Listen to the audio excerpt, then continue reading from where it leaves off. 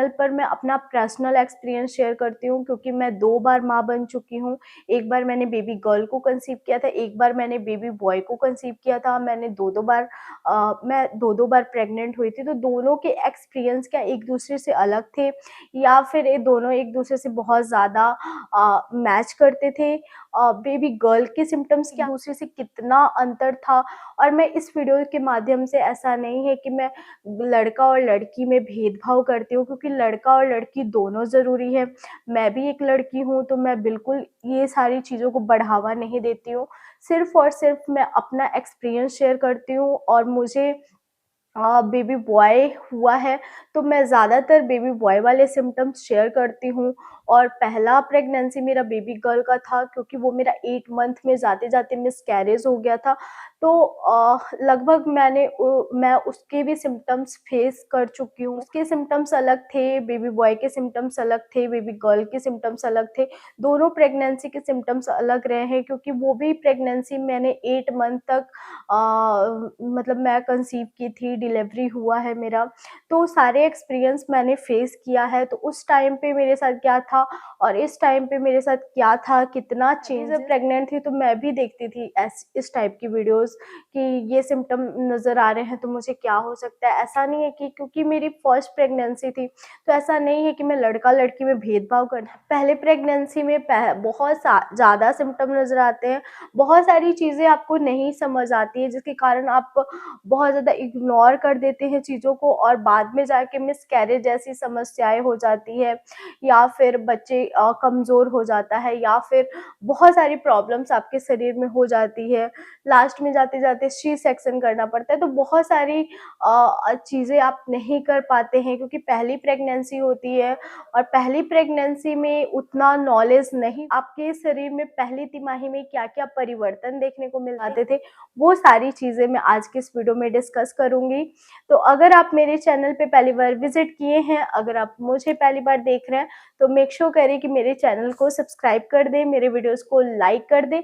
अच्छा लगेगा तो ज़रूर लाइक कीजिएगा, और शेयर कर दें स्पेशली उन लेडीज़ के साथ जो प्रेग्नेंट है, तो उनको बहुत ज़्यादा हेल्प मिलेगी। तो चलिए फिर बिना देरी किए वीडियो नाइट का टाइम चूज़ की हूँ कि अभी सब जगह शांति बन होगा, कहीं कोई ठक-ठक नहीं होगा, क्योंकि दिन में तो यहाँ पे काम चल रहा है, तो दिन में कोई शूट हो नहीं पाता है। तो जब रात को मैं बैठी हूँ, तो रात को भी ये डॉगी महाराज हमारे सो नहीं रहे हैं, इनको है कि डिस्टर्ब करना ही। मैं ये एडिट करके हटा भी दे सकती हूँ, या फिर नहीं भी हटा सकती हूँ, क्योंकि ये कुछ पर्सनल ऐसे गप्पे-शप्पे होती है ना, तो मज़ा आता है वीडियोज़ में। आपको कैसा लगता है personal chit chat type of kind of videos? ज़रूर बताइए। पहली तिमाही में बच्चा बहुत ज़्यादा छोटा होता है, और मूवमेंट करता है, पहली तिमाही में भी मूवमेंट होता है, लेकिन आपको समझ नहीं आता है, क्योंकि बच्चे का साइज़ इतना ज़्यादा छोटा होता है, चने का आकार का होता है बच्चा, तो मूवमेंट भी करेगा तो आपको क्या ही समझ आएगा, क्योंकि पेट का आकार तो काफ़ी बड़ा होता है चने से। तो इस टाइम पे आपको मूवमेंट नहीं समझ आता है। धीरे-धीरे बच्चे का आकार डेवलप होता है, और जैसे-जैसे आपका बच्चा बड़ा होता है, वैसे-वैसे आपका पेट का साइज़ बड़ा होता है, आपका यूट्रस बड़ा होना स्टार्ट हो जाता है, आपका बॉडी वेट गेन करना स्टार्ट कर। इस टाइम पे आपको रात को नींद अच्छी आती है, क्योंकि हार्मोनल चेंजेस इतना ज़्यादा होता है कि आपको बहुत ज़्यादा नींद आती है रात को। और कई गर्भवती में ऐसा होता है कि उनको दिन को भी नींद आता है, और इसी अनुसार कहा जाता है कि अगर आपको दिन में ज़्यादा नींद आता है, तो कहा जाता है बेबी गर्ल होगी। अगर आपको रात को ज़्यादा नींद आता है, दिन में भी आप सो रहे हैं, रात को भी सो रहे हैं, तो कहा जाता है आपको बेबी गर्ल होगी। अगर आपको रात को सो रहे हैं, दिन में नींद नहीं आ रहा है, दिन में आप एक्टिव हैं, तो कहा जाता है कि आपको बॉय होगा। ऐसे मैं अपना अगर पर्सनल एक्सपीरियंस शेयर करूँ, तो हाँ, मेरे साथ ऐसा ही था। मुझे पहली तिमाही में जब मैंने बेबी गर्ल को कंसीव किया था, तो मुझे पहली तिमाही में दिन में भी नींद आता था और रात को भी नींद आता था। दूसरी तिमाही में भी मैं दिन में भी सोती थी और रात में भी सोती थी, और बॉय के टाइम पे गर्ल के मुकाबले मैं ज़्यादा एक्टिव थी। बॉय के टाइम पे मुझे नींद नहीं आता था, लेकिन मैं रेस्ट करती थी क्योंकि हार्मोनल चेंजेस इतने ज़्यादा होते हैं आपकी बॉडी में पहली तिमाही में कि आपको बहुत ज़्यादा वीकनेस लगेगा। बच्चा आपसे जितना विटामिन्स है हार्मोनल चेंजेस के कारण बच्चा आपसे विटामिन्स ले रहा होता है, बहुत सारे बदलाव होते हैं आपकी बॉडी में।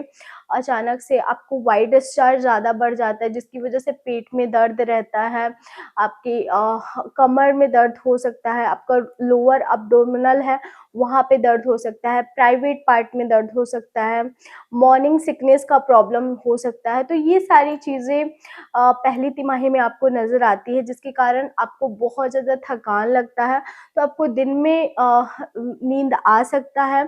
अब देखिए अगर दिन में आप गहरी नींद में सो जा रहे हैं तो आप अंदाज़ा लगा सकते हैं कि गर्ल होगी। अगर आप दिन में रेस्ट कर रहे हैं लेकिन आपको नींद नहीं आ रहा है तो कहा जाता है बॉय होगा। ये ओवरऑल डिपेंड करता है कि आप कितना ज़्यादा वीक हुए हैं। अगर आप बहुत ज़्यादा अंदर से वीक फील कर रहे हैं तो कहीं न कहीं आपको नींद आएगा, और अगर आप एक्टिव हैं तो आपको नींद नहीं आएगा।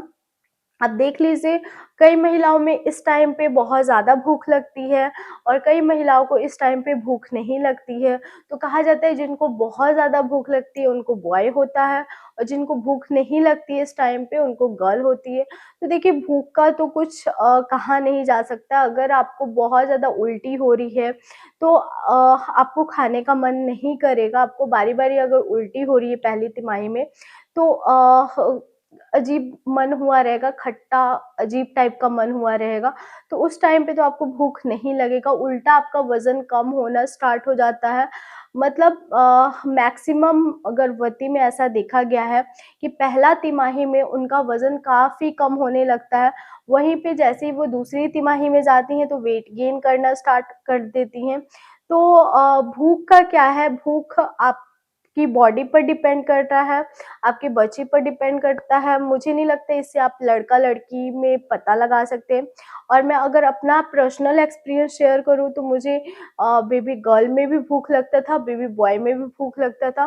बेबी गर्ल में मुझे मतलब ऐसे कुछ नहीं था कि मुझे तीखा चटपटा ही खाना है, लेकिन बॉय के टाइम पे मुझे ऐसा लगता था कि मुझे बहुत ज़्यादा तीखा स्पाइसी खाना पहला तिमाही में ज़्यादा अच्छा लगता था। और मुझे बाहर की चीज़ें जैसे समोसा चाट हो गया मुझे बहुत ज़्यादा अच्छा लगने लगा था। और वहीं पे मुझे घर की चीज़ों से लगता था अब नहीं खाना मुझे, तो इस टाइप का होता था। अब देख लीजिए अगर आपके साथ भी मेरा ये सिम्पटम मैच कर रहा है तो आप अंदाज़ा लगा सकते हैं। आई होप आज की वीडियो बहुत ज़्यादा पसंद आई होगी। अगर हाँ तो मेरे वीडियो को थम्स अप ज़रूर दीजिएगा। सब्सक्राइब कीजिए नीरू ब्यूटीफुल कॉर्नर को। और भी अच्छे और इंटरेस्टिंग वीडियो के लिए मुझे इंस्टाग्राम पे ज़रूर फॉलो कीजिए। वहाँ पे मैं रील्स, फैशन वीडियोस और लाइफ अपडेट डालती हूँ तो आपको बहुत अच्छा, वहाँ पे मेरा जो फन वाला पार्ट है वो इंस्टा पे आपको मिलेगा। तो प्लीज़ ऐसे ही सपोर्ट बनाए रखिए और शेयर कीजिए मेरे वीडियोस को और भी ताकि मैं और ज़्यादा मोटिवेट होके बहुत अच्छी-अच्छी वीडियोस और लाऊँ। तो चलिए फिर मिलते हैं एक नए और इंटरेस्टिंग वीडियो के साथ। तब तक के लिए बाय फ्रेंड्स, लव यू।